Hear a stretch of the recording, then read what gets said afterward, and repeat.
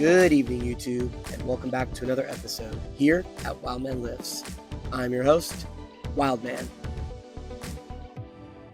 Now on today's episode, I thought I would discuss the difference between keeping your feet flat on the ground versus up on your toes when you're bench pressing. Now most powerlifting competitions out there, maybe half of them require that your feet must remain flat on the ground the entire time you're doing the lift.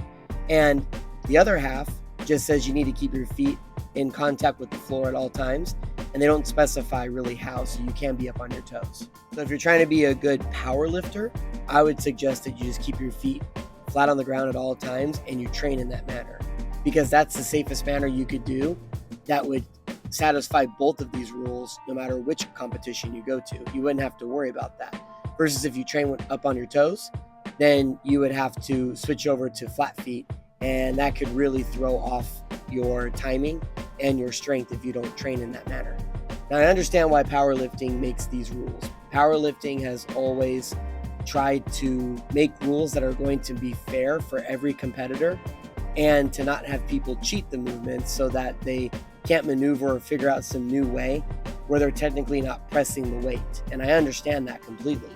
But this particular rule actually causes the integrity of the sport to fall, in my opinion, because then a lot of people end up just putting their feet out super wide and they put their hands out very wide to limit the range of motion, and they get a big old arch in their back and they just work on that mobility and they end up cheating the movement anyways.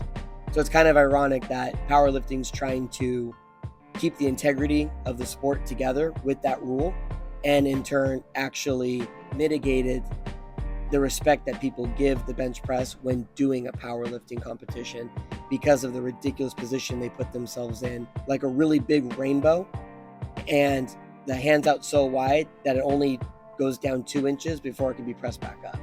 Now, I was always taught from my favorite lifters that the bench press carries over greatly into the overhead press. But when I trained with flat feet and my hands out wide, I did not see that at all. It wasn't until I placed my toes on the ground and got my shoulders in a nice healthy position that I was able to really figure out how the bench press can carry over into a standing overhead press without the support.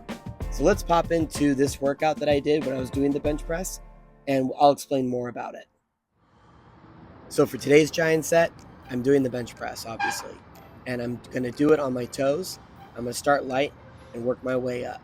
And I decided to take it easy on this giant set and just work on more conditioning because I'm not ready to lift a very heavy tire yet. So I was just doing some tire flips with a very light tire, and I was just going up and down my bullpen, which is about 15 meters or 50 feet. And I'm mainly doing that just to get warmed up and to do some strongman movement and conditioning because it was very hot on this day. And that's going to be the giant set for the day. Now, if you see my foot placement now versus what it has been the last time I've posted some bench pressing videos, you can see that my toes are flat on the ground. And the reason why that is, I truly felt like that when I was having my feet flat on the ground, that my shoulders started to round and get impinged. And yes, everybody out there could say, well, you're doing it wrong. And that might be true. However, I'm more focused about taking an implement from the ground and pressing it over my head.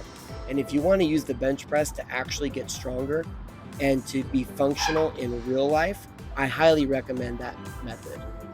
Yes, if you are a power lifter, I highly recommend that you go the other way and you put your feet flat on the ground and you limit your range of motion and you try your very best to get efficient in that movement, because you're going to see that in powerlifting competitions. And if you always train that way, then you won't have to worry about the rules, whether it's feet flat on the ground or maintaining contact with the floor. But since I had injured my bicep and I was starting over again, I did try feet on the ground just to see if there was a way to follow that powerlifting rule and to have it carry over into real functional training like what I'm doing. And in my opinion, I just don't think it's for me. I kind of felt like my shoulders were taking the brunt of it. It didn't feel like a natural movement. And I felt like I just get a lot more power from my legs when I'm up on my toes, because my toes are maintaining contact with the ground versus my flat feet. I'm actually able to get my shoulders into a safe position where they're not getting impinged or damaged as a result. So you all know me. You know that I was supposed to do 245 as my top set for 3. but I decided to go for 275 for one, maybe two. And although that second rep moved very slow, it didn't feel too bad, which means that my shoulder and my bicep is getting stronger each and every day. And it also means that my training plan is working and I'm doing everything right so that I'm able to progress in a natural and healthy way. Now for my variation giant set, I was doing the incline bench press, and I was going to do more tire flips as well, just to keep it even. Now when it comes to the incline bench press, this is actually a secondary movement that benefits both the flat bench press and the overhead press. If I'm doing a high incline bench press, then typically I'll keep my feet flat on the ground. And that's just because, again, I can get into a better position with my shoulders when my feet are flat on the ground, and I can generate more leg drive, which turns that into a more natural movement for me. So that's safer and much more functional when it comes to strength building. Now, when I lay the bench down flat and just move it up one click, then I'll actually get up on my toes. Reason being, from that position, I am able to mimic the flat bench press and activate more leg drive and keep my shoulders in a safe position the entire time. So when I do these movements, it actually makes more sense for me to do it in that way. So it really depends on what kind of incline bench that I'm doing that day. Since this is just only one click up from a flat bench press, it's best for me to be on my toes in this instance. So there you have it. In my opinion, the safest way to do a bench press is to go up on your toes because you incorporate more leg drive and you actually can get your arch into a position where your shoulders are not in a compromising position. Because if you think about it, if I'm going to push somebody and I'm freestanding, then I'm going to need to use a lot of leg drive from the ground because I'm going to push with my whole body. If I have my feet flat on the ground and I try to push somebody, I'm going to fall over because I'm not balanced at all and I'm not maximizing the most output from my legs. Hope everybody learned something from this video, and I'll see you next time. Thank you.